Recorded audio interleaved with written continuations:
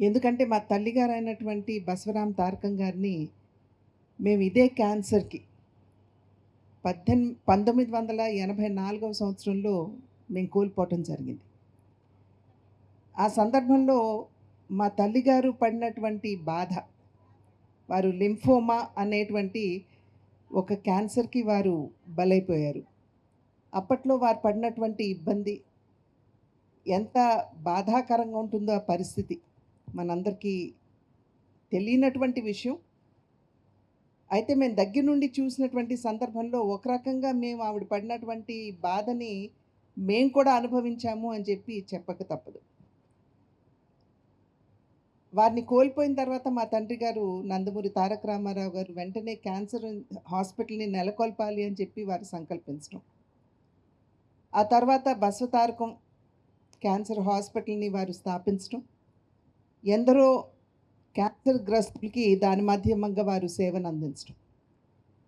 ఆ హాస్పిటల్‌ని ప్రారంభిస్తున్నటువంటి సందర్భంలో మా తండ్రి గారు చెప్పింది ఒకటే. దగ్గర నుండి చూసాము. సంపూర్ణంగా వారికి ఒక పరిష్కారమో, లేకపోతే వారికి ఆ బాధని తొలగిస్తాము అని చెప్పి చెప్పలేకపోయినా, కనీసం వారికి సరి అయినటువంటి వైద్యం అందించాలి అనేటువంటి సంకల్పం. ఎందుకంటే అప్పట్లో ఈ పార్టీ క్యాన్సర్‌కి సంబంధించినటువంటి ఆరోగ్య వస్తువులు కూడా అప్పుడు సరిగ్గా లేవు. అప్పటి నుండి కూడా ఆ తల్లిగారి పేరు మీద స్థాపించడం వలన కావచ్చు, లేదా మా తండ్రి గారి సంకల్ప బలం కావచ్చు, ఏ విధంగా ఆ హాస్పిటల్ ఇప్పుడు తనకంటూ ఒక స్థాయిని, స్థానాన్ని సంపాదించిందో మనందరికీ తెలియనటువంటి విషయం కాదు. ఇవాళ చూసినట్లయితే క్యాన్సరు ప్రబలిపోతున్నటువంటి పరిస్థితిని మనం చూస్తున్నాం. ఇందాక నాగభూషణం గారు అదే విషయాన్ని వారు తెలియజేశారు. ఒక్క 2022 సంవత్సరంలోనే, ఒక్క సంవత్సరంలోనే 14.5 లక్షల మంది క్యాన్సర్ బారిన పడ్డారు అని చెప్పి మనకి సర్వేలు తెలియజేస్తున్నటువంటి విషయం. అంటే మన దేశంలో ప్రతి 9 మందికి ఒకరు క్యాన్సర్‌తో నిర్ధారించబడుతున్నారు అని చెప్పి సర్వేలు తెలియజేస్తున్నటువంటి సత్యం. ఇటువంటి సందర్భంలో అంతటి బాధాకరమైనటువంటి అనారోగ్య పరిస్థితిలో సరైనటువంటి వైద్యం అందించడం అనేది చాలా ముఖ్యమైనటువంటి విషయం అందరికీ తెలుసు. అయితే ఏ ఆరోగ్యం పరిస్థితి అయినా సరే, ఒకటి ప్రివెన్షన్ అంటే రాకుండా మనం ఎలాగూ జాగ్రత్తలు తీసుకోవాలి, ఎటువంటి జాగ్రత్తలు తీసుకోవాలి. తర్వాత ట్రీట్మెంట్ వచ్చిన తర్వాత ఏ రకమైనటువంటి ఆరోగ్య సహాయం వారికి అందించాలి. 3 వారికి అందించవలసినటువంటి ఆ బాధ నుండి నివృత్తి చేయడానికి ఏ రకమైనటువంటి సహకారం అందించగలం.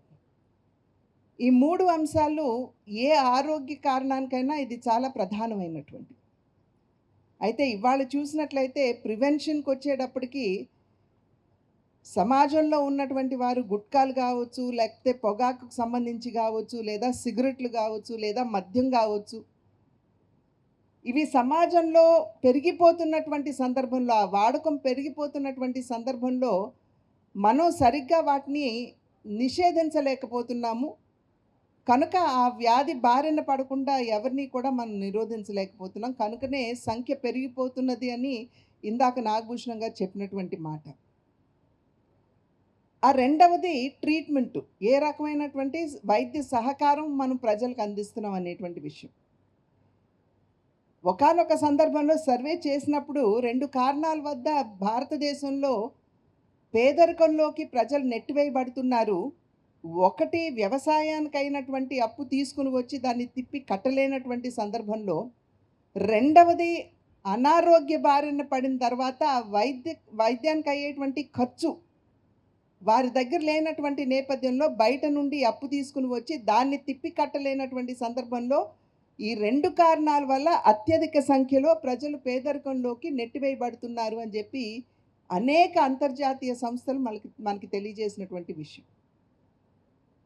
కనుక ఈ సందర్భంలో మనం ప్రజలకి వైద్యాన్ని అందుబాటులోకి తీసుకురావాల్సినటువంటి బాధ్యత ఖచ్చితంగా మనందరి మీద ఉన్నది. ప్రభుత్వాలు అనేక కార్యక్రమాలు చేయొచ్చు.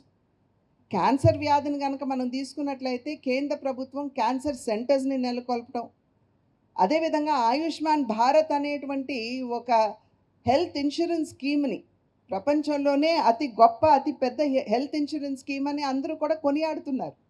దాని మాధ్యమంగా పేదలకి సహాయాన్ని అందించడం. ఈ మధ్య కాలంలో బడ్జెట్‌లో చూసాం క్యాన్సర్ కేర్ సెంటర్స్‌ని స్థాపించడం. అది మాత్రమే కాకుండా 36 ప్రాణాంతకమైనటువంటి అనారోగ్యాలు ఏవైతే ఉన్నాయో, వాటి కోసం విదేశాల నుండి మనం తెప్పించుకుంటున్నటువంటి మందులకి కస్టమ్స్‌ని ఎత్తివేయడం డ్యూటీ, ఇవన్నీ కూడా ప్రభుత్వాలు చేస్తూనే ఉన్నాయి. ఇది సరిపోతుందా అంటే సరిపోదు. ఎందుకంటే 144 కోట్ల జనాభా ఉన్నటువంటి భారతదేశంలో అత్యధికులు గ్రామీణ ప్రాంతాల్లో నివసిస్తున్నారని చెప్పి మనందరికీ తెలుసు.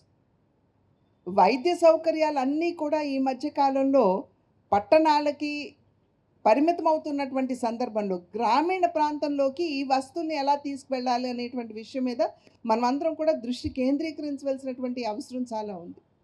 ఇవాళ వారు తెలియజేశారు, మేము ఇంచుమించు ఒక గ్రామీణ ప్రాంతంలో మేము క్యాన్సర్ హాస్పిటల్, రీసెర్చ్ సెంటర్ కూడా మేము పెడుతున్నామని చెప్పి ఇందాక పెద్దలు చెప్పడం జరిగింది. రమేష్ గారు మనకి తెలియజేశారు.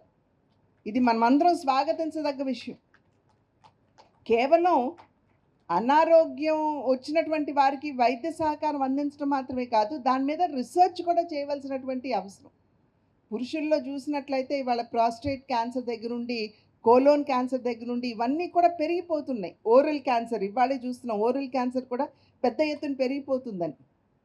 మహిళల్లో చూసినట్లయితే breast cancer, cervical cancer, breast cancer ఇవాళ అత్యధిక మహిళలు మరణించడానికి కారణం అని చెప్పి మనకి నిర్ధారించడం జరుగుతుంది.